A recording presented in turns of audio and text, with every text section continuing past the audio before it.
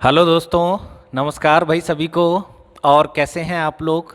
उम्मीद करता हूं आप एकदम स्वस्थ होंगे और अच्छे से हमारी क्लास देख रहे होंगे। प्यारे विद्यार्थियों, आज रीजनिंग में हम लोग पढ़ने वाले हैं क्लासिफिकेशन, वर्गीकरण। देखिए, रीजनिंग किसी भी पेपर में आती हो, अधिकतर तो मैंने देखा है सभी एग्जाम्स के अंतर्गत रीजनिंग आती है। और रीजनिंग में भी जो अधिकतर आने वाला पार्ट है वो हमारी पहली अभ्यास श्रेणी क्रम, उसके बाद में दूसरी अभ्यास आपका एनालॉजी संबंधात्मक, फिर तीसरी अभ्यास क्लासिफिकेशन वर्गीकरण, फिर चौथी अभ्यास कोडिंग डिकोडिंग। ये चार अभ्यास ऐसी हैं जो पूरी रीजनिंग इन चारों के ऊपर टिकी हुई है। कोई भी पेपर हो, कोई भी परीक्षा हो, मानो किसी एग्जाम में किसी पेपर में 30 क्वेश्चन आते हैं रीजनिंग के, तो 30 में से 15 से ज़्यादा क्वेश्चन तो शुरू की इन चार अभ्यास से मिलते हैं। मैं 100% कह रहा हूँ आपसे, कोई भी एग्जाम आप उठा के देख लें, 15 से ज़्यादा क्वेश्चन तो इन शुरू की चार अभ्यास से मिलते हैं और बाकी के 15 बाकी की बची हुई 15-20 अभ्यासों से आएंगे। तो ये जो शुरू की हमारी अभ्यास हैं, चाहे वह श्रेणी क्रम हो, श्रेणी क्रम के अंतर्गत भी बहुत सारे क्रमानुसार पार्ट हैं हमारे 3-4, सभी हमने पढ़ने हैं, मैंने आपको पढ़ाए भी हैं। आप वापस जाकर प्लेलिस्ट में प्रीवियस जो हमारी वीडियो है पुरानी, वहाँ से रीजनिंग की जो वीडियो हैं उन्हें देख सकते हैं। उसके बाद में एनालॉजी अभ्यास हमने कंप्लीट कर ली, कोडिंग डिकोडिंग भी मैंने कंप्लीट करा दिया, थोड़ा सा पार्ट बाकी रह गया, उसे भी जल्दी हम लोग कंप्लीट कर लेंगे। और आज हम क्लास अपनी स्टार्ट करने वाले हैं नई अभ्यास के साथ, और वो है वर्गीकरण, क्लासिफिकेशन। तो स्टार्ट करते हैं आज की अभ्यास क्लासिफिकेशन। और ये रहा क्लासिफिकेशन का पहला क्वेश्चन। बहुत से विद्यार्थी ऐसे होंगे नहीं समझ पा रहे होंगे कि क्लासिफिकेशन वर्गीकरण में किस प्रकार के क्वेश्चन होने वाले हैं, तो देख लीजिए भैया। इस प्रकार का क्वेश्चन क्लासिफिकेशन के अंतर्गत आता है। लिखा होगा ऊपर निर्देश में साफ साफ कि प्रत्येक प्रश्न में 4 या 5 विकल्प दिए गए हैं, जिनमें से 5 भी हो सकते हैं भाई, जिनमें से एक विकल्प बाकी विकल्पों से अलग या भिन्न प्रतीत होता है या भिन्न है। उस भिन्न या अलग या विषम विकल्प को हमें पहचान के बताना होता है कौन सा है। जैसे यहाँ 4 विकल्प हैं, गैलन, पाउंड, टन और किलोग्राम। हमें बताना है कि इन चारों में से कौन सा है जो अन्य तीनों से भिन्न है। बाकी के जो 3 हैं वो एक ग्रुप के हैं, ग्रुप बनाते हैं, ग्रुप के अंतर्गत आते हैं, एक उनमें से भिन्न होगा, भिन्न बताना है कौन सा है।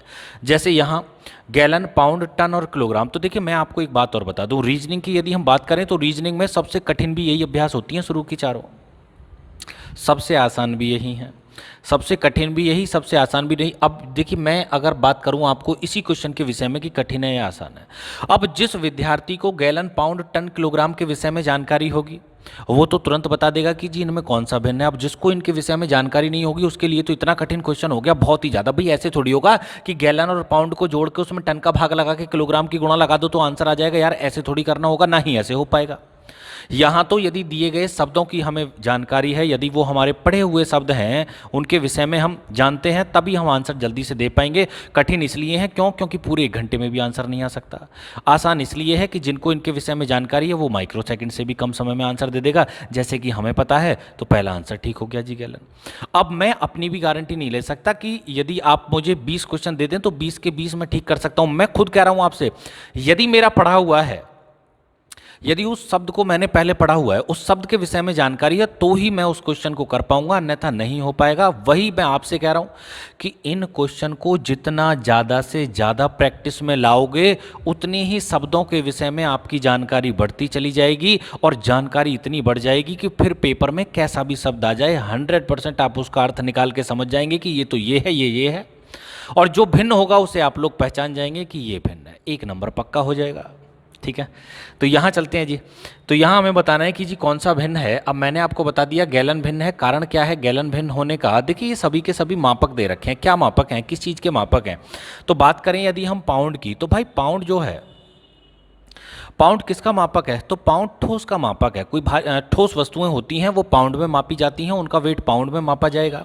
जैसे कि आपने देखा होगा, आपका एक पहले तो होता था, दिल्ली पुलिस की बात करें यदि हम, तो गोला फेंक परीक्षा होती थी, उसमें जो दक्षता परीक्षा होती है गोला फेंकना होता था। उस गोले का जो वजन होगा वो हम पाउंड में नापते हैं कि कितने पॉइंट का गोला फेंकना था हमने, कि इतने पॉइंट का था, 4 पॉइंट, 6 पॉइंट, जितना भी उसका पाउंड में वजन था।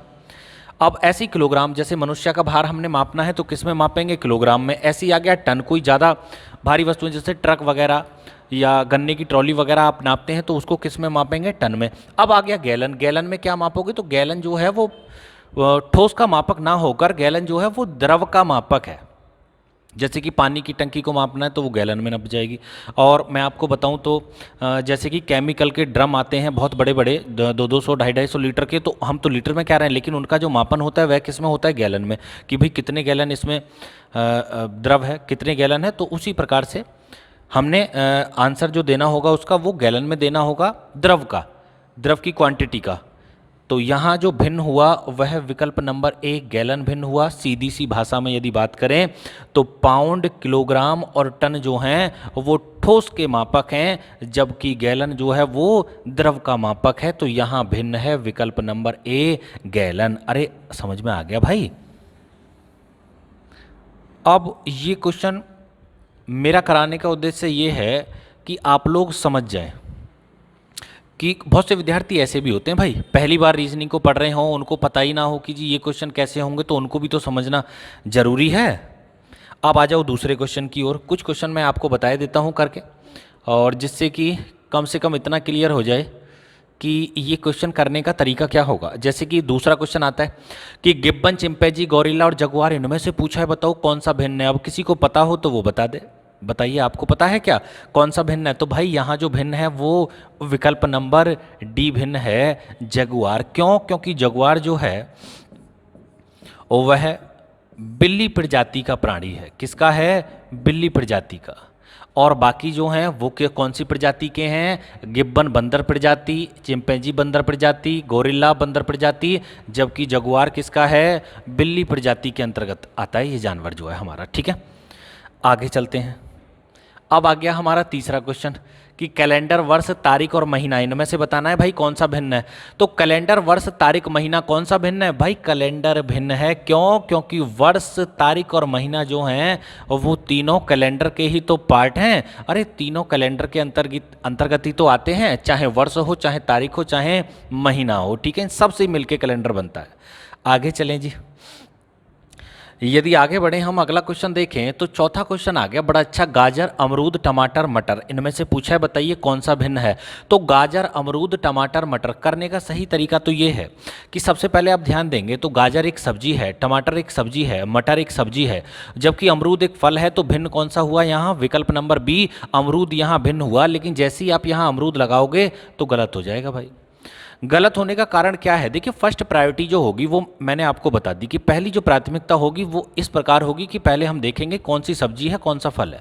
लेकिन यहाँ जब मैंने देखा तो अब मैंने यहाँ काट क्यों दिया? आप कहेंगे जी जब तीनों सब्जी हैं और वो फल है तो उसको तो ठीक करना चाहिए आपने, जबकि आपने तो उस पर क्रॉस का निशान लगा दिया, गलत कर दिया। तो गलत इसलिए किया है कि गाजर एक सब्जी है, टमाटर जो है और वो सब्जी और फल दोनों के अंतर्गत आता है, इसलिए मुझे इसे गलत करना पड़ा। हम इसको सब्जी भी मान सकते हैं, हम इसको फल भी मान सकते हैं। तो यदि हम टमाटर को सब्जी में काउंट करते हैं तो इस प्रकार अमरूद भिन्न हो जाएगा, लेकिन हम इसको फल में भी तो काउंट कर सकते हैं।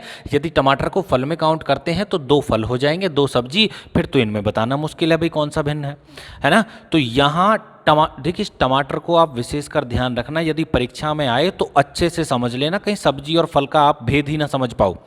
तो टमाटर जो होगा वो सब्जी और फल दोनों के अंतर्गत आता है, इसलिए हम यहाँ नहीं बता पाए कि जी इनमें कौन सा भिन्न है। अब कैसे करेंगे? तो अब हम द्वितीय जो वरीयता होगी हमारी, जो सेकंड प्रायोरिटी होगी, उस पर बात कर रहे होंगे कि वो क्या होगी। सेकंड प्रायोरिटी की हम बात करें तो गाजर जो है वो जमीन के अंदर होने वाला भाग है। गाजर कहाँ पैदा होती है? जमीन के अंदर, जबकि टमाटर बाहर, मटर बाहर, अमरूद बाहर, पेड़ पर लगने वाले ने तो तने पर होने वाले, जमीन से ऊपर उगने वाले पार्ट हैं। तो टमाटर भी जमीन के ऊपरी भाग पर, ऐसी मटर भी और अमरूद भी। तो यहाँ भिन्न कौन सा हुआ? यहाँ भिन्न हुई गाजर। क्यों? क्योंकि गाजर एक जड़ है, गाजर जमीन के अंदर उगने वाला पार्ट है। लेकिन ये अंदर और बाहर वाला जो हमारा वरीयता है ये सेकंड वरीयता होती है भैया। द्वितीय वरीयता कहीं पहले नंबर पे आप जमीन के अंदर और ऊपरी भाग पर उगने वाला हिसाब किताब लगा लो तो फिर गलत हो जाएगा। फिलहाल में यहाँ मैं इसको इरेज करने वाला हूँ और जो हमारा सही उत्तर है यहाँ जो भिन्न है वो है विकल्प नंबर ए गाजर। आगे बढ़ जाओ भैया, एक और आ गया 5वां क्वेश्चन हमारा। तो यहाँ से थोड़ी सी सामान्य ज्ञान की बातें भी क्लियर हो रही हैं, हमारे लिए अच्छी अच्छी बातें जानने को मिल रही हैं। जैसे कि पहला ऑप्शन है हिल्सा, हैरिंग, हांगर सार्क, बाराकूडा और व्हेल, इनमें से हमसे पूछा बताओ कौन सा भिन्न है। तो मैं आपकी जानकारी के लिए बता दूं कि हिल्सा, हैरिंग, हांगर, सार्क, बाराकूडा और बहेल जो हैं ये चारों ही मछलियों के नाम हैं। अब हैं तो चारों की चारों मछली, अब कैसे पता चलेगा कि इनमें कौन सी भिन्न है? भाई कौन सी मछली अलग है? क्या आपको पता है कौन सी मछली अलग है? यदि आपको पता है तो लाइव चैट के साथ में मुझे आंसर दें, मैं देख लूँगा कि किसने सही उत्तर दिया है। तुक्का लगाने के लिए भी तुक्का भी लगा सकते हो भाई। बहुत से विद्यार्थी बताएंगे, कोई ए बताएगा, कोई बी, कोई सी, कोई डी। पता चलेगा लास्ट में कि कौन सा ठीक है। चलो मैं बता ही देता हूँ आपको। हाँ जी, ये चारों ही मछलियों के नाम हैं, चारों ही मछली हैं, लेकिन इनमें जो भिन्न है वो है हिल्सा हैरिंग मछली। हैरिंग मछली इसलिए भिन्न है, हैरिंग मछली आपने देखी भी होगी, छोटी छोटी मछलियाँ जो आपको मार्केट में जो बिकती हैं, जिनको लोग बाग खाते हैं, है ना। अधिकतर जो खाने वाली मछलियाँ उनको हैरिंग कहते हैं। वो मछली जो है आप कह सकते हैं कि गहरे पानी की मछली नहीं है। ये जो तीनों मछलियां हैं ये गहरे पानी की मछलियां हैं, ये गहरे पानी में पाई जाती हैं, जबकि ये पानी के ऊपरी भाग में ही पाई जाती है। इसलिए ये तीनों तो एक ही प्रजाति की हो गई, मतलब आप कह सकते हैं एक ग्रुप के अंतर्गत हो गई। क्यों? क्योंकि ये सारी गहरे पानी की मछली हैं, जबकि ये गहरे पानी की मछली नहीं है। एक बार मैं ना इनकी इमेज भी आपको दिखाई देता हूँ, इनकी इमेज में आपको दिखाई देता हूँ। तो देखो हैरिंग जो मछली होगी वो ये वाली है, हैरिंग, ये हैरिंग है। इसका मैं नाम लिख के बताता हूँ आपको। ये वाली जो मछली है ये हैरिंग मछली है। छोटी छोटी जो मछलियाँ होती हैं आपने देखी भी होंगी पानी के ऊपरी भाग पर तैरने वाली, ये हैरिंग मछली है। और ये हमारी शार्क है। इसके ऊपर मैं नाम ज़रूर लिखे देता हूँ इसका, यहाँ आप देख लें, ये शार्क है। ये बाराकूडा है,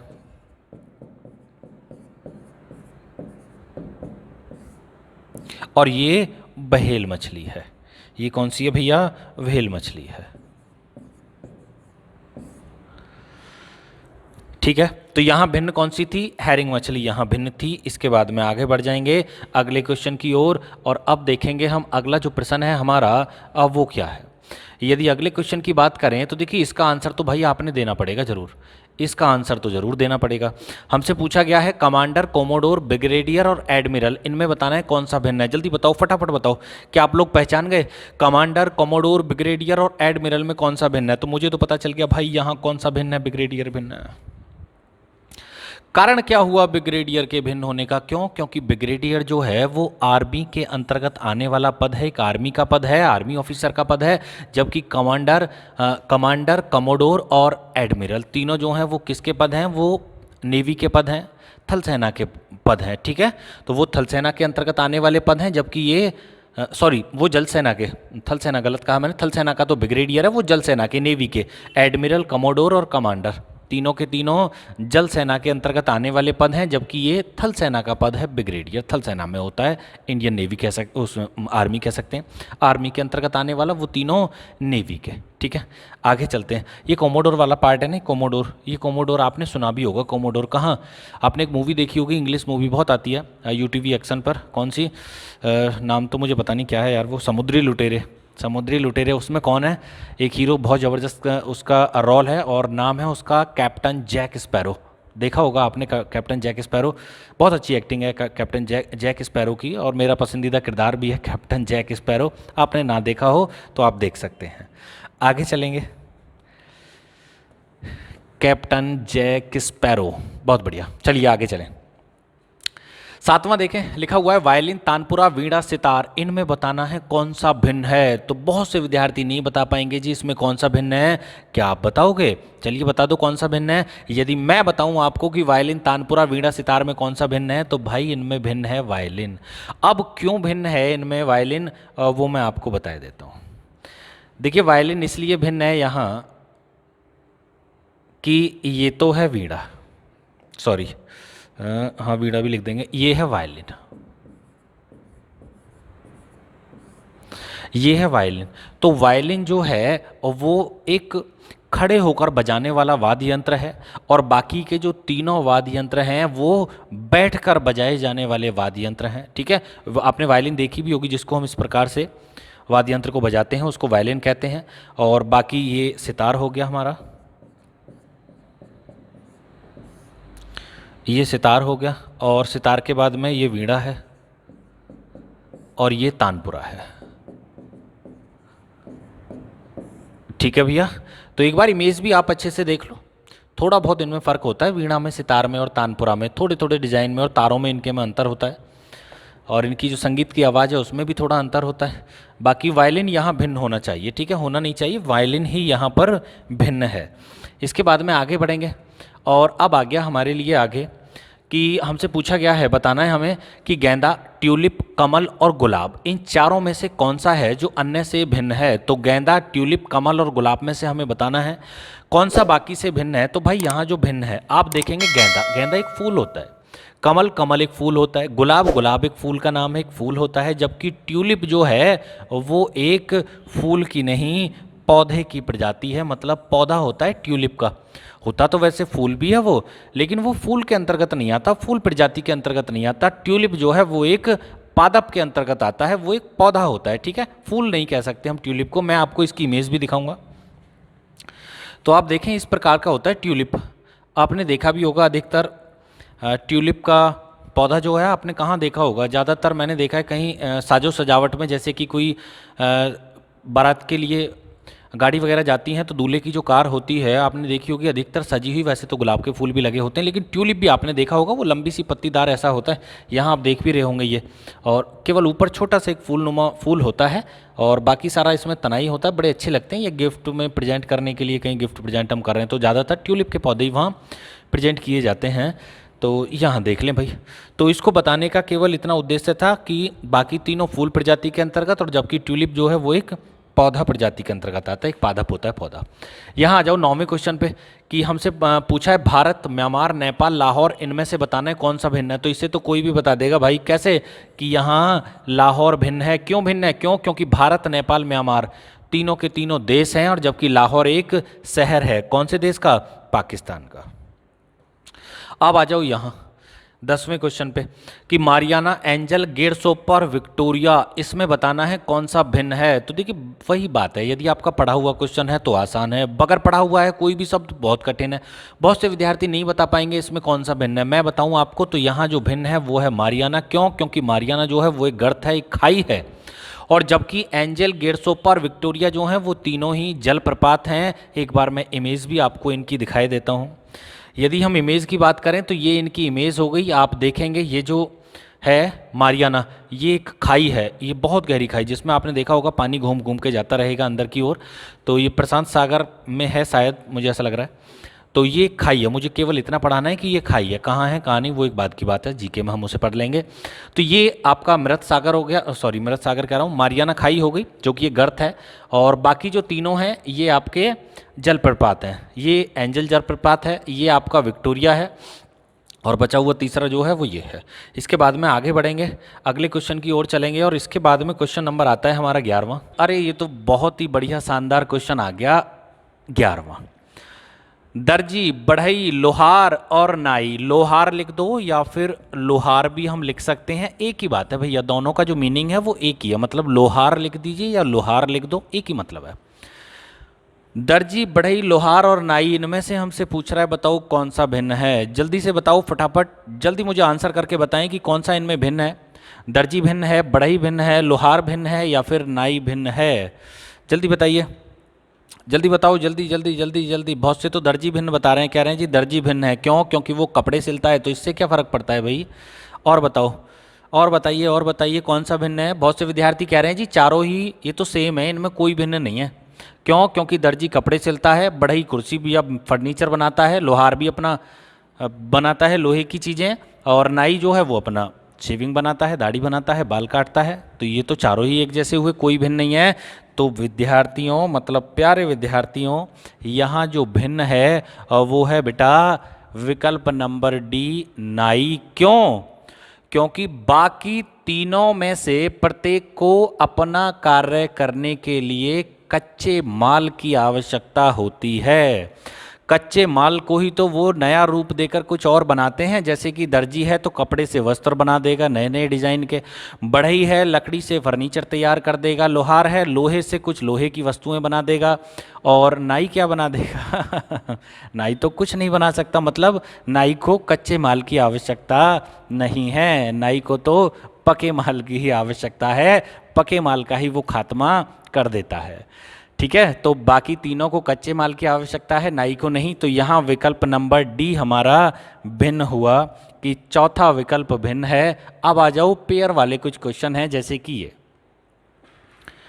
हमसे पूछा गया है कि चारों विकल्पों में से बताइए कौन सा विकल्प है जो अन्य तीनों से भिन्न है। पुरस्कार, दंड, आपत्ति, अनुमति, तेज, कुंद और ठंडा और शीतल। जल्दी बताइए कौन सा विकल्प अन्य तीनों से भिन्न है।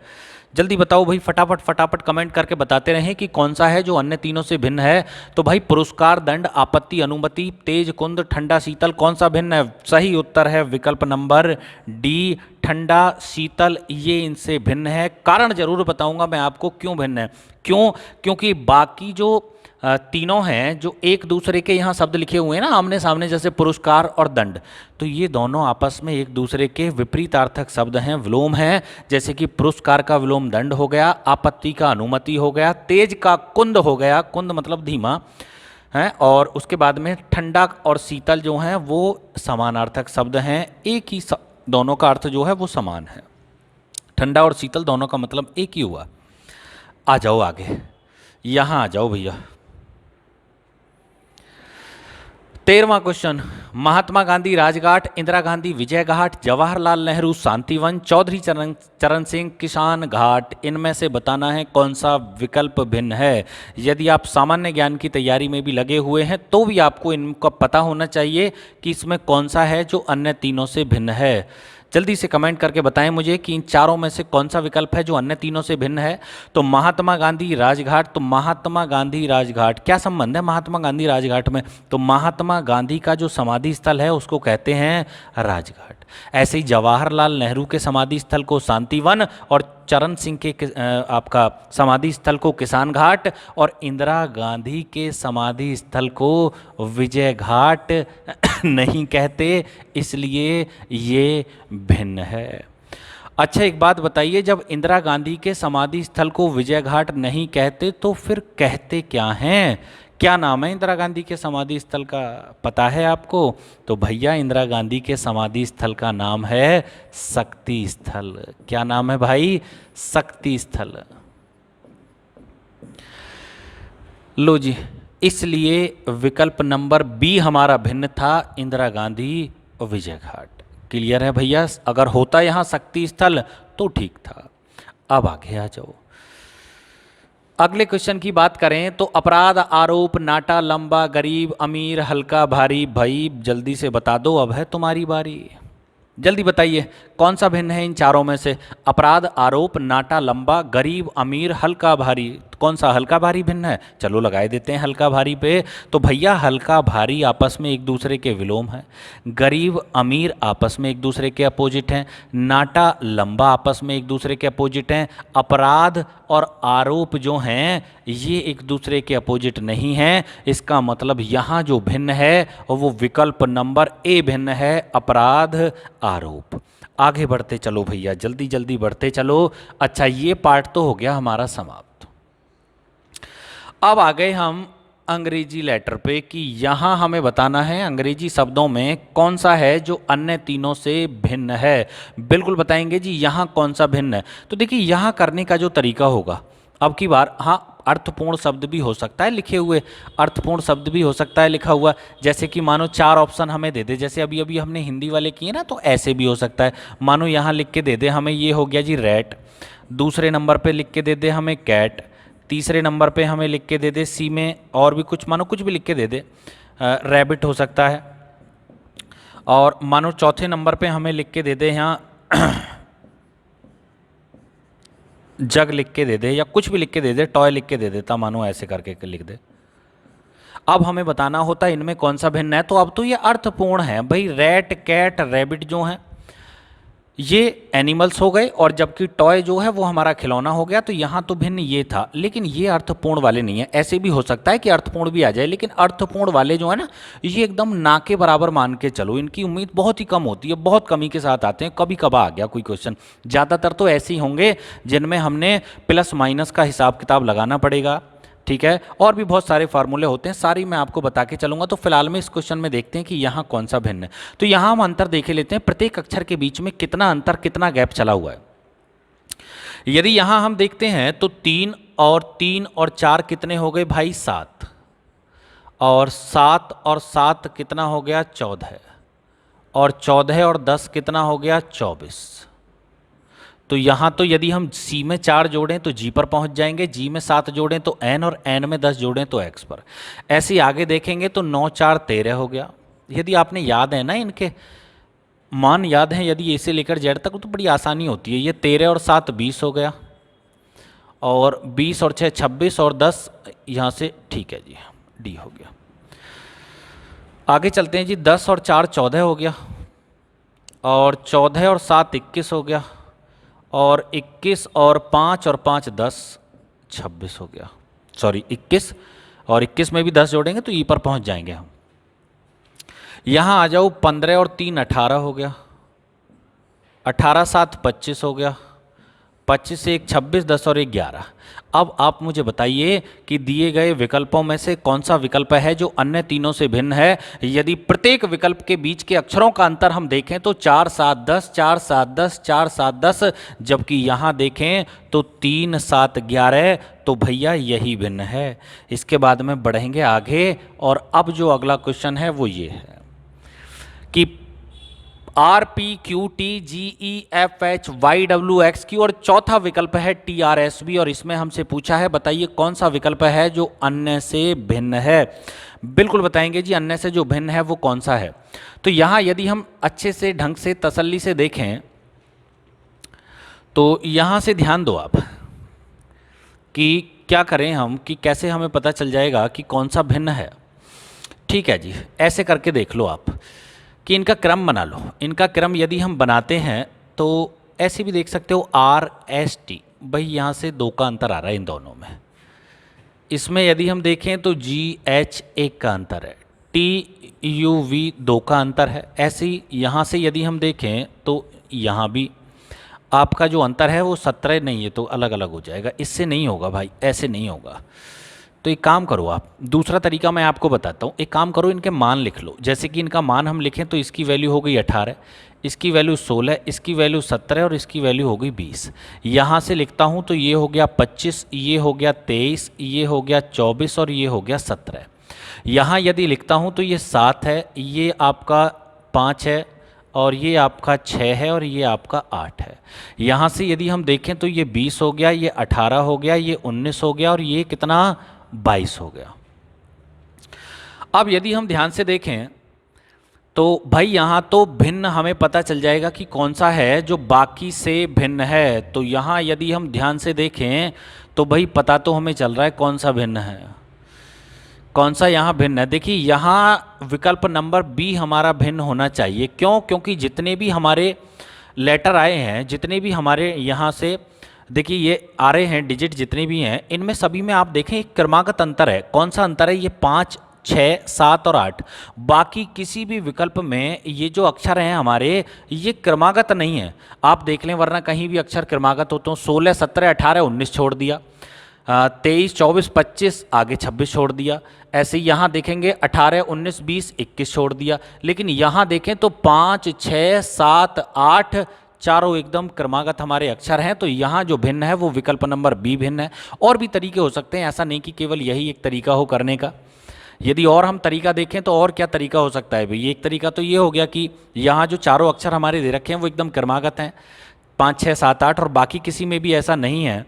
यदि और भी हम तरीका देखें तो और तरीका क्या हो सकता है? चलो और तरीका क्या यार, तुम लगाते रहना, मैंने तो बता दिया आपको विकल्प नंबर बी भिन्न है। या फिर बाद में बात कर लेंगे यार, इतना तो पता चल गया विकल्प नंबर बी भिन्न है, कारण भी पता चल गया क्यों भिन्न है। तो दूसरा कारण थोड़ी हमने ढूंढना है परीक्षा में, एक कारण मिल जाए वही बहुत है। अच्छा इसको देखते हैं इसमें कौन सा भिन्न है। तो यहाँ तो मुझे ए जेड वाला फार्मूला लग रहा है, बिल्कुल ठीक है जी, हो सकता है। अब आप ध्यान से देखें तो सी एक्स आपस में एक दूसरे के अपोजिट होते हैं, यू एफ एक दूसरे के अपोजिट होते हैं। यहाँ देखें हम तो क्यू जे एक दूसरे के अपोजिट होते हैं, एन और एम जो हैं वो आपस में एक दूसरे के अपोजिट लेटर हैं। यहाँ से आप देखेंगे तो जी टी होता है, डी डब्ल्यू होता है, भाई यही भिन्न आ जाएगा। यहाँ से हम देखेंगे तो डी डब्ल्यू और ए और जेड आपस में एक दूसरे के अपोजिट होते हैं। तो जी का टी और टी का जी तो अपोजिट होता है, लेकिन डी का विपरीत डब्ल्यू होता है, या फिर वी का विपरीत कितना होगा? ई। या तो यहाँ ई होना चाहिए था या यहाँ पर डब्ल्यू होना चाहिए था। इसलिए यही विकल्प हमारा अन्य तीनों तीनों से भिन्न है। बाकी सभी में विपरीत अक्षर वाला फार्मूला लगा है। विपरीत अक्षर तो समझते हैं ना, कौन सा? A Z, B Y, C X, D W, E V, F U, G T, H S, I R, J Q, K P, L O और एम एन वाला। ये विपरीत अक्षर वाला फार्मूला होता है, आपने याद भी करना है। देखिए जैसे कि यहाँ C और X आपस में एक दूसरे के अपोजिट होते हैं, ये रे एक छोड़ के ये रे, ये था ना C और X। ऐसे ही U और F होते हैं, ऐसे ही D और W होते हैं, A और Z होते हैं, Q और J होते हैं, N और M होते हैं, G और T होते हैं, लेकिन D का W होता है। या अगर यहाँ V था तो यहाँ E होना चाहिए था, आप देखेंगे V का E होता है, ठीक है। तो यहाँ विकल्प नंबर D हमारा अन्य से भिन्न रहा। अब आ जाओ अगले क्वेश्चन की ओर।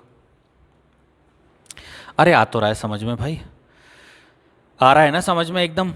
ऐसे ही क्वेश्चन आने हैं परीक्षा में आपके लिए, यहां से तो 2-3 क्वेश्चन आपको मिलने ही मिलने हैं, 100% गारंटी के साथ मिलेंगे। क्वेश्चन की अधिकता जो रहती है, देखिए रीजनिंग आपको पता है, चाहे यूपी जेल वार्डर हो, जेल वार्डर वाले में तो आपको पता है बहुत सारी रीजनिंग आपकी आने वाली है, बहुत ही ज़्यादा रीजनिंग आपको मिलने वाली है। ऐसे ही आपकी आप देखेंगे तो दिल्ली पुलिस में भी आपके लिए रीजनिंग का एक बहुत बड़ा पार्ट है। रीजनिंग की यदि हम बात करें तो रीजनिंग की पहली अभ्यास की यदि हम बात करें, जो कि हमारी सीरीज टेस्ट होती है, जो कि हमारी सीरीज टेस्ट होती है, श्रृंखला परीक्षण जिसको हम कह देते हैं, ठीक है, जिसको हम श्रृंखला परीक्षण कहते हैं, सीरीज टेस्ट जिसको हम कहते हैं श्रृंखला परीक्षण। यहां से तो बहुत ही क्वेश्चन आते हैं आपके श्रृंखला परीक्षण से। क्यों? क्योंकि श्रृंखला परीक्षण जो है कोई छोटा मोटा पार्ट थोड़ी है यार, बहुत सारे टाइप्स होते हैं भिन्न भिन्न प्रकार के। इसके बाद में यदि फिर हम आगे बात करें तो उसके बाद में फिर आ गया हमारा संबंधात्मक, जिसको इंग्लिश में एनालॉजी कह देते हैं। फिर तीसरे नंबर पे आ गया हमारा क्लासिफिकेशन, जिसको हम इंग्लिश में लिखें तो वर्गीकरण हो, सॉरी हिंदी में लिखें तो वर्गीकरण कह देंगे, जो अभ्यास हमारी चल रही है। चौथे नंबर की बात करें तो चौथे नंबर पे आपका हो जाएगा भैया कोडिंग डिकोडिंग, कोडिंग डिकोडिंग, ठीक है, जिसको हम जिसको हिंदी में यदि हम बात करें तो हिंदी में क्या कहेंगे कोडिंग डिकोडिंग को भाई? यदि हिंदी में बात करें तो इंग्लिश में ही लिख दूं, कोडिंग और डिकोडिंग। देखिए ये जो 4 अभ्यास हैं हमारी, ये जो 4 अभ्यास हैं हमारी, इन्हीं पर निर्भर है रीजनिंग। देखिए जब भी कोई भी पेपर है आपका, उसमें यदि रीजनिंग आएगी तो रीजनिंग का जो ज़्यादा पार्ट होगा, ज़्यादा जो क्वेश्चन होंगे, और वो इन्हीं 4 अभ्यास में से आते हैं। इसका हिंदी मुझे पता चल गया, क्या कहते हैं? सांकेतिक निरूपण। दिमाग काम नहीं कर रहा पढ़ाते पढ़ाते। सांकेतिक निरूपण बहुत देर में याद आया है कि कोडिंग डिकोडिंग को हिंदी में क्या कहेंगे, सांकेतिक निरूपण, ठीक है। तो ज़्यादा जो पार्ट होगा आपका, किसी भी परीक्षा की बात कर लो, श्रृंखला परीक्षण, सीरीज टेस्ट, आपका एनालॉजी, क्लासिफिकेशन, कोडिंग डिकोडिंग, इन्हीं की भरमार रहती है। और बाकी जो अभ्यास हैं, किसी में से 1 क्वेश्चन आ गया, किसी में से 2 क्वेश्चन आगे आते तो सभी में से हैं, लेकिन उनमें से कमी के साथ इनमें से ज़्यादा आते हैं। अब जैसे ये क्वेश्चन आ गया हमारा 18वां, इसका आंसर हमने देना है कि बताइए चारों विकल्पों में से कौन सा विकल्प है जो अन्य तीनों से भिन्न है। तो देख लेते हैं जी कौन सा है जो अन्य तीनों से भिन्न है। आप देखेंगे यहाँ से ए बी सी 2 का अंतर, ऐसी एक्स वाई जेड 2 का अंतर। यहाँ देखेंगे 16 और 2 18, यहाँ देखेंगे आप 21 और 2 23, यहाँ से चलेंगे तो 6 और 2 8, यहाँ से चलेंगे तो 19 और 2 21, यहाँ देखेंगे तो 1 और 2 3, यहाँ देखेंगे तो 24 और 1 25। तो कौन सा भिन्न है? आप देखेंगे शुरू के दोनों और लास्ट के दोनों जो अक्षर हैं, दोनों में 2-2 का अंतर है। ए और सी के बीच 2 का, एक्स और जेड के बीच में 2 का, और बाकी अगर देखें विकल्प नंबर डी में तो 2 और 1 का अंतर है। तो भिन्न हुआ विकल्प नंबर डी। आगे बढ़ते चलो भैया, कदम से कदम मिला के आगे बढ़ते चलो। आ गया जी हमारा क्वेश्चन नंबर 19वां। पहला विकल्प ए ई आई ओ, फिर लिखा हुआ है बी एफ जे एन, और फिर है आगे सी जी के ओ, और आगे है डी एच एल पी। इसमें बताना है हमने कि दिए गए चारों विकल्पों में से कौन सा विकल्प है जो अन्य तीनों से भिन्न है। जल्दी बताइए, कोई बताएगा क्या भाई कौन सा भिन्न है? अरे कोई बता पा रहा है? जल्दी बताओ फटाफट यार, इतना टाइम थोड़ी। चलो मैं बताता हूँ, आप लोग देखते रहो। ए ई आई ओ, बी एफ जे एन, सी जी के ओ और डी एच एल पी में से कौन सा भिन्न है? तो ध्यान देने वाली बात यह है भाई कि यदि मैं यहाँ इन अक्षरों का अंतर निकालता हूँ, अंतर की बात करें यदि, तो आप ध्यान से देखेंगे कि 1 और 4 5, 5 और 4 9, और 9 और यहाँ से कितना हो गया 6 15। यहाँ की यदि हम बात करें तो 2 और 4 6, और 6 और 4 10, और 10 और 4 14। यहाँ यदि हम बात करते हैं तो 4 और 4 8, भाई 4 और 4 8, और 8 और 4 12, और 12 और 4 16। यदि यहाँ हम बात करते हैं तो 3 और 4 7, 7 और 4 11, और 11 और 4 15। आप ध्यान से देखें कि बाकी तीनों के बीच में जो अक्षरों में अंतर है, जो अंतर है वह कितना आ रहा है, 4 4 का अंतर आ रहा है प्रत्येक अक्षर के बीच में। और यहाँ यदि हम बात करें तो 4 4 6 का अंतर है, तो यहाँ विकल्प नंबर ए भिन्न है। बिल्कुल सही पहचाना है आपने। आप बिल्कुल कर सकते हैं, यदि आप वॉबिल कॉन्सोनेंट का फार्मूला लगाना चाहें तो वो भी अप्लाई हो जाएगा। यहाँ ए ई आई ओ आप देखेंगे चारों के चारों स्वर हैं, जबकि आप यहाँ देखेंगे तो किसी में भी चारों के चारों स्वर नहीं हैं, चारों स्वर नहीं हैं। लेकिन मैं चाहूँ तो अभी इस क्वेश्चन को बदल के यहाँ आपका जो दिमाग है उसको हम घुमा सकते हैं। देखिए अभी तो आपका विकल्प नंबर ए भिन्न आ रहा है, लेकिन अब चलो मैं करने वाला हूँ क्या, अब मैं यहाँ थोड़ा सा आपको कुछ दिखाने वाला हूँ। दिखाने ये वाला हूँ भाई कि अब मैं यहाँ थोड़ा सा इनको चेंज करने वाला हूँ। चेंज कैसे करने वाला हूँ, आप मेरी बात समझिए।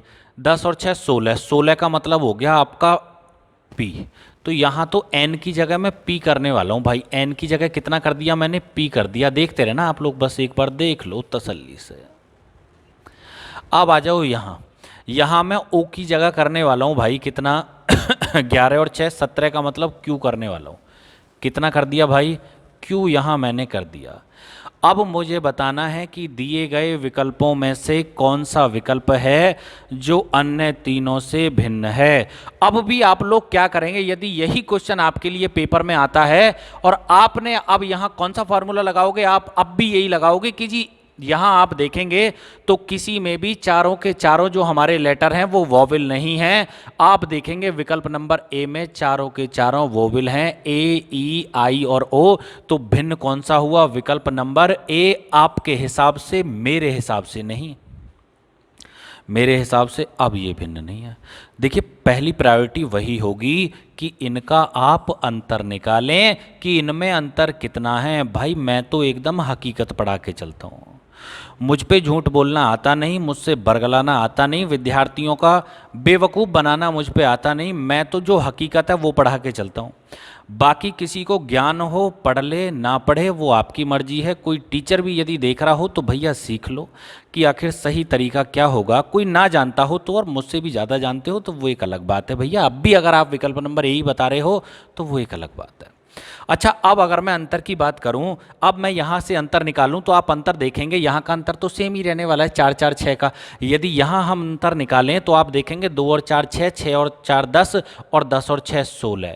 अब यहाँ जो अंतर आया वो 6 का आ गया, 4 4 6, 4 4 6। यहाँ अगर देखें हम तो 3 और 4 7, 7 4 11, और 11 में कितना जोड़ें कि क्यू हो जाए, तो 6 11 6 17, 6 का आने वाला है यहाँ।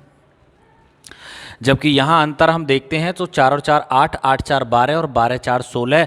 देखिए यहाँ अंतर है 4 4 6, 4 4 6, 4 4 6। अब यहाँ जो भिन्न होता और वो विकल्प नंबर डी हो जाता, DHLP। भले ही वहाँ चारों के चारों वोबेल दिए हुए थे, उससे कोई फर्क पड़ने वाला नहीं था। अब जो भिन्न होता वो विकल्प नंबर डी होता। तो यही हकीकत मैं आपको समझाना चाहता हूँ।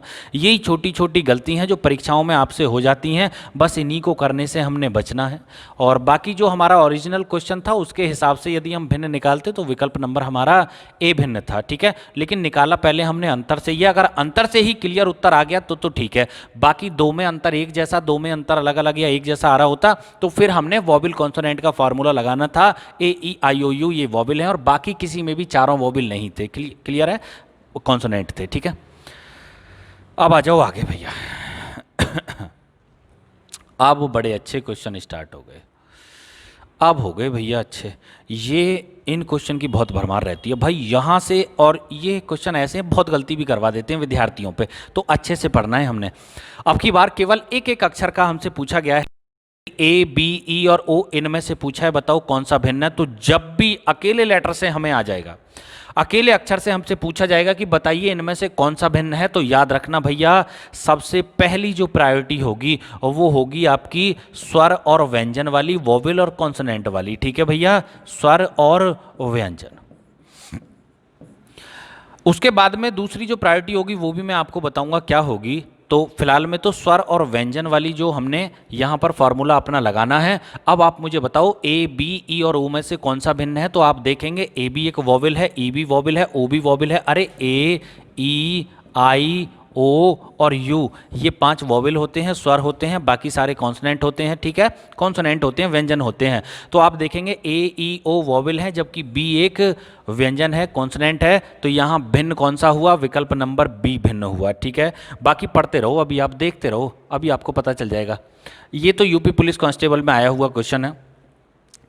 5 हमारे पास में ऑप्शन थे, फिर उसके बाद में यहाँ लिखा हुआ था ऐसे करके विकल्प नंबर ए और फिर बी और फिर सी और फिर डी, हमें बताना था इनमें से कौन सा था। तो विकल्प नंबर ए में, या इनको कैपिटल में ऐसे लिख दें, 4 उत्तर ऐसे थे, ये ए और ये बी, ये सी और ये डी, इनमें बताना था कौन सा हमारा भिन्न है। और इसके बाद में जो सही उत्तर थे वो ऐसे थे, जैसे कि मैं यहाँ लिख दूँ ऐसे ए और यहाँ लिख दें हम सी और यहाँ लिख दें हम ई और यहाँ लिख दें हम कौन सा लिख दें, चलो डी लिखे देते हैं, या यहाँ लिख लो आप बी लिख लो, बी। ऐसे थे कि इनमें से ये तो हो गए हमारे क्वेश्चन कि B Y F Z A, ये 5 विकल्प थे हमारे लिए और पांचों में से हमें बताना था कि कौन सा है जो अन्य से भिन्न है। अब ये थे 4 option A B C D, क्यों, क्योंकि 5 ऑप्शन की थोड़ी होती है, वो हमारी सीट हमारी 4 ही तो ऑप्शन होंगे। अब ये चारों में से बताना था कौन सा है। तो सबसे पहले देख तो लो कौन सा भिन्न है। तो मैंने बताया था फार्मूला कौन सा लगाना है, सबसे पहले अकेले अक्षर के लिए वोवेल और कॉन्सोनेंट वाला। अब वोवेल कॉन्सोनेंट के हिसाब से देखें हम तो बी भी व्यंजन है, वाई भी, एफ भी, जेड भी, तो केवल ए की तो वोवेल आ रहा है इसमें। यदि ए की वोवेल है तो सही उत्तर तो हमारा विकल्प नंबर सी हो जाता, ये जिसमें ई लिखा हुआ था। बात आई समझ में, भले इसे भी मिटा दो आप, इससे कोई मतलब नहीं है, आप लगा लेंगे स्वयं पेपर में जैसे आता है। यहाँ भिन्न कौन सा हुआ, विकल्प नंबर ई हमारा भिन्न है। क्यों, क्योंकि एक वोवेल है और बाकी सारे कॉन्सोनेंट हैं। आ रही है बात समझ में। अभी मैं आपका डाउट भी क्लियर कर दूंगा, चिंता क्यों कर रहे हो, बनाए रखो अपनी जो जो जिज्ञासाएं दिमाग में, देखते तो रहो। अभी 2-4 क्वेश्चन। अब जैसे ये आ गया, ये भी यूपी पुलिस कांस्टेबल 2019 का क्वेश्चन है कि S T U V W, अब इनमें से हमसे पूछा है बताओ कौन सा भिन्न है, S T U V W. तो वोवेल कौन कौन से बताए, ए ई आई ओ यू है कोई सा, हाँ जी आप कहेंगे बिल्कुल दिखाई दे रहा है, एक कौन सा यू, बाकी सारे कॉन्सोनेंट हैं और ये एक वोवेल है, तो यहां भिन्न हुआ विकल्प नंबर सी यू। आगे बढ़ो जल्दी से, यदि आगे बढ़ जाएं हम तो अब आ जाओ यहां आ जाओ, ये आ गया जी क्वेश्चन।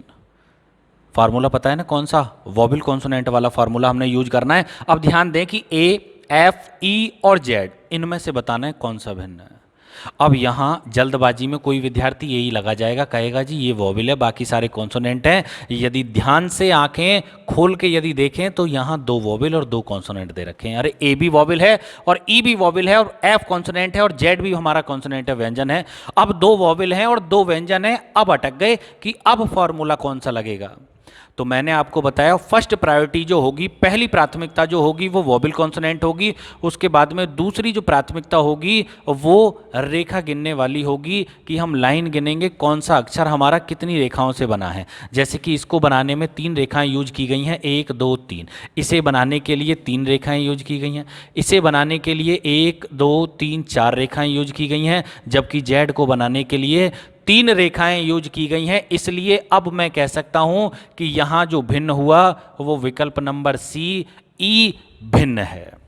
ठीक है भैया, बात आई समझ में। लेकिन ऐसा नहीं होना चाहिए कि पता चला कोई क्वेश्चन हमारे लिए दे रखा है और उसमें पहले ही डायरेक्ट हमने रेखा गिनने का फार्मूला लगा दिया, पहले ही हमने रेखा गिनने का फार्मूला हमने लगा दिया, तो फिर गड़बड़ हो जाएगी भैया।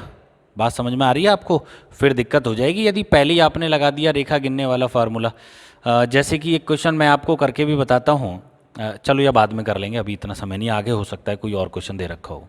चलो इसे देखे लेते हैं। जैसे कि ये क्वेश्चन आ गया हमारा, अब मुझे बताओ कौन सा फार्मूला लगाओगे। तो फार्मूला तो वही वोवेल कॉन्सोनेंट वाला लगेगा। अब मुझे बताओ वोवेल कॉन्सोनेंट कैसे लगाओगे, इसमें तो कोई वोवेल है ही नहीं, इसमें तो सारे के सारे एक ही प्रजाति के दे दिए और कौन से सारे कॉन्सोनेंट दे दिए।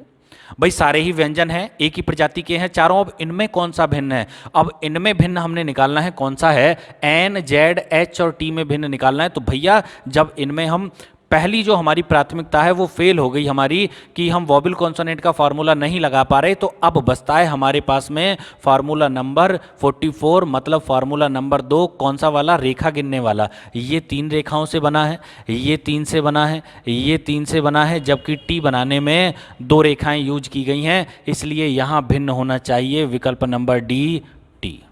अरे बात आई समझ में? कोई दिक्कत तो नहीं किसी प्रकार की? समझ में आ रहा है आपको? आगे चले। अब हमारे अंकों पर आधारित क्वेश्चन आ गए, थोड़े से ये और है, समाप्त किए लेते हैं जल्दी से। 25वां क्वेश्चन है कि 11, 13, 11, 17, 31, 35 और 23, 29 में से बताना है हमने कौन सा भिन्न है। तो जब भी इस प्रकार का क्वेश्चन आए हमेशा अंतर निकालना, अंतर कितना आ रहा है इनमें। इनमें 2 का अंतर है, यहाँ 6 का अंतर है, यहाँ आप देखेंगे 4 का अंतर है, तो आगे लिखने की आवश्यकता ही नहीं है। क्यों? क्योंकि मुझे पता चल गया अंतर तो सभी में डिफरेंट आ रहा है, अलग अलग आ रहा है, भिन्न भिन्न आ रहा है। भाई अलग अगर एक जैसा भी मैच कर रहा होता तो आगे लिखते, अब क्या फ़ायदा लिखने का? एक में 2 का अंतर है, एक में 6 का, एक में 4 का, इसमें आ भी जाता कितने का, 6 का, तो क्या फ़ायदा होने वाला था उससे। अब कोई और फार्मूला लगेगा। अब दूसरा फार्मूला इसमें यह लग रहा है कि आप देखेंगे 11 और 13, 11 और 13 को प्राइम नंबर है। आप को प्राइम भी छोड़ो, आप दोनों ही कह सकते हैं कि 11 और 13 जो हैं वो दोनों की दोनों अभाज्य संख्या है, प्राइम नंबर है। 11, 17 भी अभाज्य संख्याओं का जोड़ा है। 31, 35 नहीं, 31, 35 नहीं है। 23 और 29 भी अभाज्य संख्याओं का जोड़ा है, जबकि 31, 35 अभाज्य नहीं है। 31 तो प्राइम नंबर है लेकिन 35 नहीं, तो यहां भिन्न कौन सा हुआ? विकल्प नंबर सी यहां भिन्न हुआ। आया समझ में आपको? देखिए 11, 13 प्राइम नंबर, 11, 17 प्राइम नंबर, 23 और 29 दोनों प्राइम नंबर, जबकि 31, 35 में से एक प्राइम है, दूसरा तो हमारा कंपोजिट नंबर है, भाज्य संख्या है, 35 तो डिवाइड होती है, ठीक है। तो यहाँ भिन्न हो गया विकल्प नंबर सी। और भी बहुत से तरीके होते हैं क्वेश्चन करने के, चलो देख लेंगे जैसे भी होगा, कोई दिक्कत थोड़ी है यार। यहाँ आ जाओ, इस प्रकार के क्वेश्चन बड़े तंग करते हैं ना। इनमें पूछा है हमसे कि इसमें बताओ कौन सा भिन्न है, जल्दी से बताइए कौन सा भिन्न है, बता पाएंगे आप लोग? अरे जल्दी से बताओ भाई, इन चारों विकल्पों में से कौन सा विकल्प है जो अन्य तीनों से भिन्न है? देखिए लगातार बोल रहा हूँ यार मैं, नॉन स्टॉप आप समझा करें, पढ़ो यार, मेहनत करो, है ना। तो यहाँ बताना है हमने कि चारों विकल्पों में से कौन सा विकल्प है जो अन्य तीनों से भिन्न है। दिखाई तो दे रहा होगा ना आपको साफ साफ भाई, 572, 693, 484 और 375, इनमें से बताना है कौन सा विकल्प है जो भिन्न है। पहचान लिया आपने? अच्छी बात है, पहचान लिया। नहीं पहचान पाए तो ध्यान से देखो, 5 और 2 7 बीच में लिखा हुआ है, 6 और 3 9 बीच में लिखा हुआ है, 4 और 4 8 बीच में लिखा हुआ है, 3 और 5 8, यही भिन्न है भैया।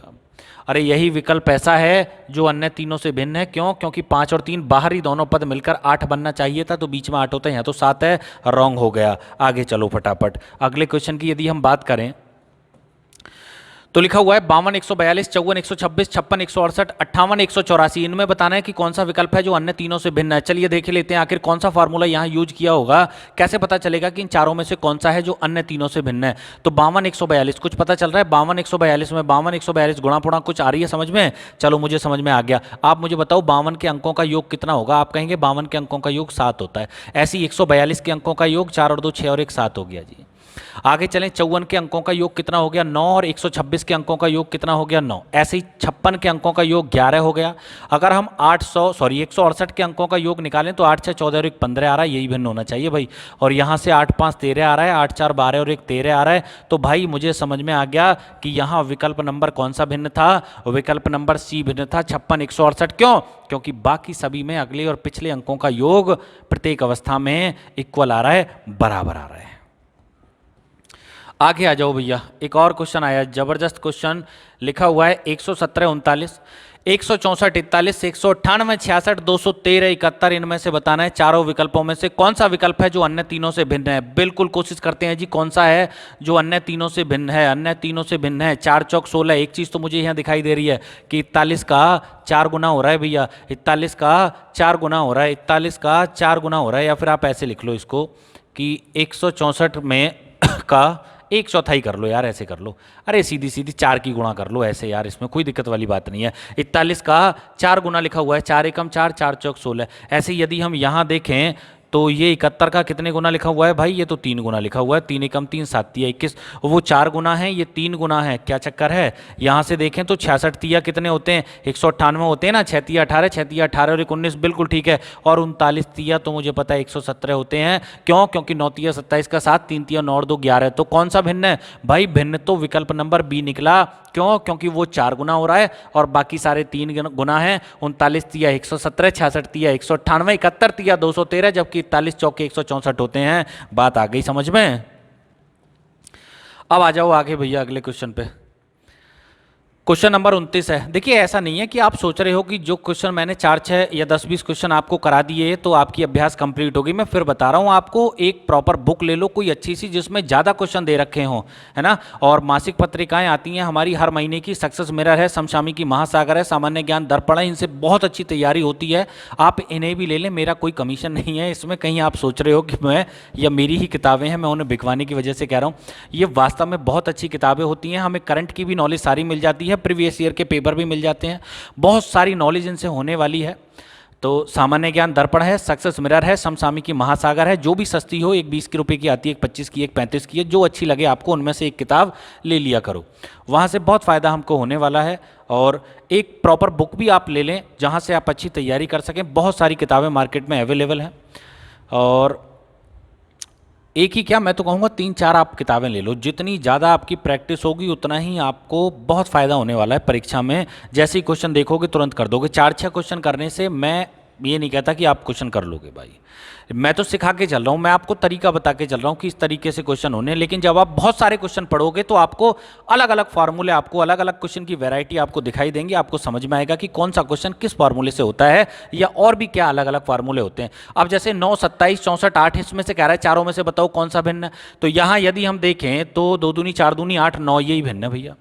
क्यों? क्योंकि ये हो गया 3 तिया 9 तिया 27, 3 का घन, ये 4 का घन, ये 2 का घन। बाकी भाई आप देखेंगे तो 9 जो है वो किसी भी संख्या का पूर्ण घन नहीं है। बाकी तीनों जो हैं वो पूर्ण घन संख्याएं लिखी हुई थी, अपने आप में परफेक्ट क्यूब नंबर लिखे हुए थे। और कोई फार्मूला तो नहीं और कुछ नहीं, यही है जी। आगे चलें, अगले क्वेश्चन की हम बात करें तो क्वेश्चन नंबर आ गया भाई 30वें क्वेश्चन की हम बात करें तो लिखा हुआ है 108, 91, 144 और 225। इसमें हमें बताना है कि दिए गए विकल्पों में से कौन सा विकल्प है जो अन्य विकल्पों से भिन्न है। 5 2 7 9, ठीक है जी, पहचानने में आ गया कौन सा भिन्न है। वैसे तो ऐसा लग रहा था ये 12 का वर्ग है, लेकिन पता चला वो 15 का भी वर्ग लिखा हुआ है वहां पर। तो वर्ग वाला फॉर्मूला तो फेल हो गया। अब फेल होने के बाद में हम क्या करेंगे? काम करो, इसके अंकों का योग करो, कितना आ रहा है भाई? 108 के अंकों का योग यदि हम करते हैं तो 8 और 1 9 बन रहा है। इसके अंकों का योग यदि हम करते हैं तो 10 आ रहा है। इसके अंकों का योग करें तो 4 और 4 8 और 1 9 बन रहा है। इसके अंकों का योग करें तो 9। आप देखेंगे इस संख्या के अंकों का योग 9, इसके अंकों का योग 9, इसके अंकों का योग 9, जबकि इसके अंकों का योग 10 आ रहा है। तो भाई कोई भी बता देगा कि अब यहां भिन्न कौन सा है। तो यहां जो भिन्न है वो है विकल्प नंबर बी, 91। आगे बढ़ते हैं इसके बाद में अगले क्वेश्चन की ओर। बस इतने ही थे। तो भाई आज की क्लास के लिए तो बस इतने ही क्वेश्चन थे, और इन क्वेश्चन के लिए लेके आएंगे आगे प्रैक्टिस बैच भी आपका लेके आऊंगा मैं जल्दी से। आपकी जिनकी जो पुरानी अभ्यास हमारी जितनी भी कंप्लीट हो रही है उनका हम एक प्रैक्टिस बैच भी बनाएंगे, जिससे कि आपका रिवीजन भी साथ के साथ होता चले। और कोशिश करेंगे कि दिसंबर से पहले ही हम अपना जो सिलेबस है उसको कंप्लीट कर लें, चाहे वो रीजनिंग का हो, चाहे वो कंप्यूटर का हो, चाहे वो हिंदी का हो, चाहे वो आपका मैथ का हो। ठीक है भैया, तो आज के लिए बस यही क्वेश्चन थे जो कि मैं आपको बताना चाहता था कि इस अभ्यास से इस प्रकार के क्वेश्चन आते हैं। और जो चीज़ मैं समझाना चाहता था हो सकता है आपको समझ में आई हो, आपको पहचान हुई हो। देखिए पहचान का मतलब ये है कि जब क्वेश्चन पेपर में आता है तो आपको पता भी होना चाहिए कि ये कौन सी अभ्यास का क्वेश्चन है। जैसे कि ये क्वेश्चन आया तो तुरंत अब हमें समझ में आ जाएगा या हमें पता चल जाएगा कि अरे ये तो क्लासिफिकेशन का है, ये तो वर्गीकरण अभ्यास का क्वेश्चन है। और तुरंत हम फार्मूले समझ जाएंगे कि इसमें तो ऐसे भी हो सकता है, सम विषम का फार्मूला होता है, प्राइम नंबर का कंपोजिट नंबर का फार्मूला होता है, दुगना भी होता है, तिगना भी होता है, संख्याओं को जोड़ के भी लिख सकते हैं। और भिन्न भिन्न बड़े अच्छे अच्छे क्वेश्चन लेकर आगे भी मैं आपके लिए हाजिर होता रहूँगा अगली क्लासों में। और क्लास अच्छी लगी हो, आपको ठीक ठीक समझ में आ रहा हो तो वीडियो को लाइक करना ना भूलें, वीडियो को लाइक कर दिया करो।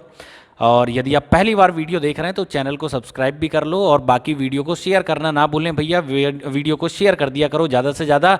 बाकी बहुत जल्दी जल्दी मैं पढ़ा रहा हूँ, क्योंकि मुझे लग रहा है 1 घंटे के आसपास का समय हो गया होगा।